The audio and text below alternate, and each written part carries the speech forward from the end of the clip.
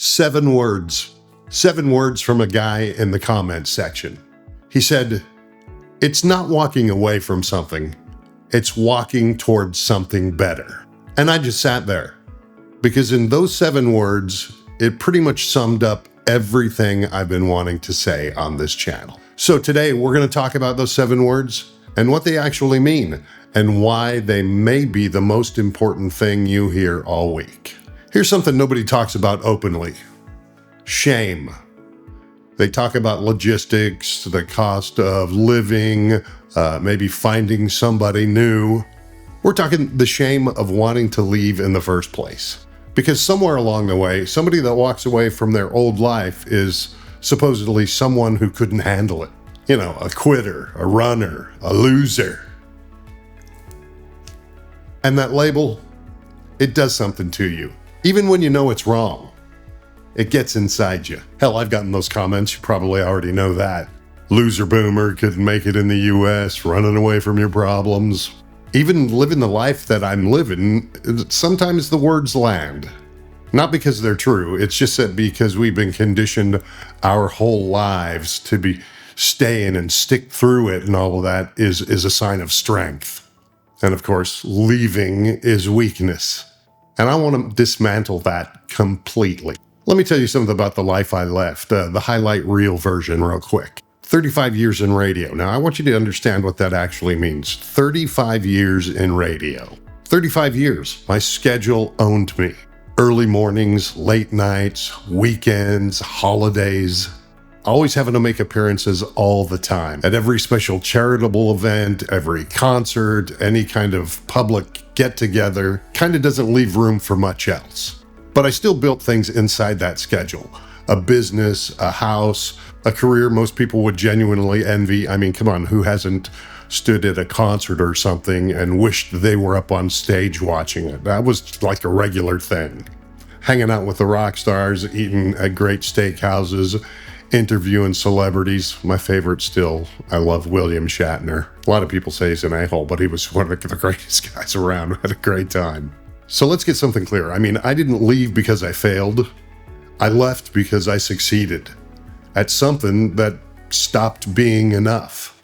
And that distinction, that's everything. Because the guy that leaves because he failed, now that is running away. The guy who leaves because he finally figured out what actually matters to him, that's walking towards. Here's what people miss about this decision. It's not being brave, like in a movie brave kind of way. It's not dramatic. It's not like a moment of clarity where everything all of a sudden makes sense. It's quiet, and it happens in a moment when nobody's watching and it's just you. And you've been avoiding the question that you've pondered for a long time now. Longer than you want to admit. And the question isn't, should I move to the Philippines? That's just geography. The real question is, am I going to keep living a life that fits on paper? Or am I actually going to live a life that fits me? And yeah, sometimes that answer can be terrifying because that means you have to actually act on it. And acting on it means everything changes. The house, the career, the identity you've built over decades, all up for renegotiation. Most men flinch at that moment. Not because they're cowards. I would say it's because, nobody ever told them they were allowed to want something different. That's the permission problem, and it's more common than you think. I want to say something directly right now to the guy who's been watching this, the guy that's been doing his research, watching videos, reading forums, doing his homework, maybe even looking at flight costs, but hasn't acted on it yet. You don't need permission from anyone. Not your kids, not your friends, not from the comments section of a YouTube video. But I know that's not how it feels. It feels like everyone has a vote. And most of them are voting no. You're too old. It's a third world country. You're gonna regret it. She only wants your money. Here's what I've learned about people that say those kind of things. Most of them have never done anything that has scared them.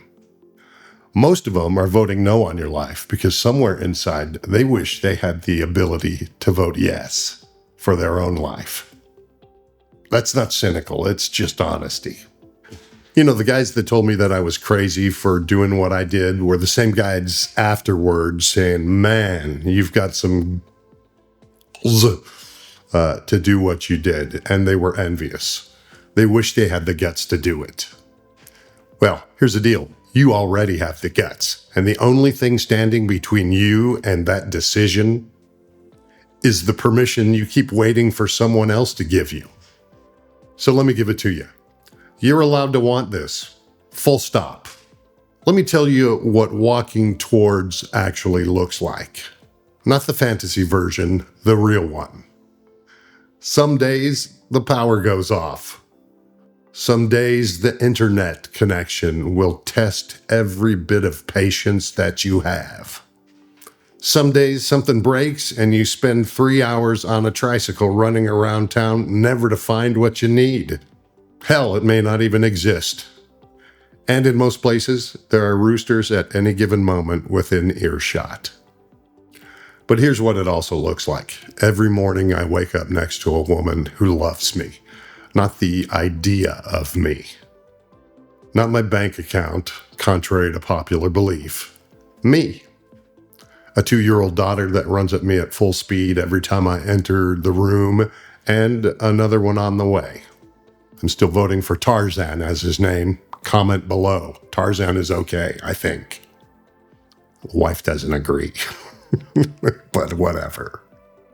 Regardless, another one on the way. And at 62, I don't know. Let that stand there for a moment. The guy who said I was a loser boomer, I mean, who does he have running to him in the morning? I don't think anything. He's definitely not got a life anyone's gonna envy. Now, I'm not saying this to twist the knife. 4 years ago, I had a career that most people envy. And I had nobody. Now, I have everything that actually matters. And none of it showed up because I stayed safe. All of it showed up because I walked through the door. Now, I want to tell you why this video exists, because it didn't start with me. A couple of weeks ago, a guy named Christopher left a comment on my video. 7 words. It's not walking away, it's walking towards something better. I read it again, I paused, and just sat there because he did something in 7 words that I've been trying to do in every video that I make. He reframed the whole thing, and Christopher, wherever you are, I want you to know the comment has changed this channel, and I appreciate you. It reminded me of what we're actually doing here. We're not just talking about the Philippines. We're talking about the moments before the decision. You know, the moment when a man finally stops asking for permission and starts moving. And here's what I want from everybody watching right now. Scroll down to the comments. Leave something. Not for me. Leave it for the next guy that may find this video at 2 a.m, sitting in a quiet house, wondering if anyone else has ever felt exactly how he's feeling right now. Tell him where you are in this journey. Thinking about it? Have you already made the move? You've been here for years, or you're still on the fence. Whatever it is, say it. Because Christopher's 7 words may have changed this video. Your words may change somebody's direction. And that's not small. That's actually what this community is for. I want to come back to something before we close this video out. The difference between running away and walking toward. Because it's not just semantic. It's everything. You know, the men I've watched come here and thrive, they've all had one thing in common. They knew exactly what they were walking toward. Not in detail, not in a 5-year plan, but in feeling. They knew what they wanted their mornings to feel like. They knew what they wanted to wake up next to, what they wanted to stop dreading. Now, the men I've watched that come here and struggle, they knew what they were running from, but they had no idea what they were running toward. And when you don't know what you're walking toward, you don't walk, you just start to drift. And drifting in a foreign country with cultural differences and language barriers, that's a hard place to drift. So before you book a flight, before you get on a dating app, before you start researching cost of living, answer this one question. What are you walking toward? Not away from, toward. If you get clear on that, everything else becomes a lot easier to figure out. So again, thank you, Christopher. You said it best. It's not walking away, it's walking toward something better. So wherever you are, you're at the door right now. If you've been standing there longer than you want to admit, the door opens from your side. Nobody opens it for you. Not a YouTube video, not a comment section, not me. But sometimes all it takes is knowing that somebody on the other side of that door has made it through and is doing great. I made it through, and what's on this side was worth every bit of uncertainty that I had to go through to get here. It's waiting for you. And if you want to walk through that door the right way and not stumble through it, not get taken advantage of on the other side, I put together a free guide. 10 non-negotiable rules every guy should know before he moves here, and it's down below in the description, and it's free. Grab it now.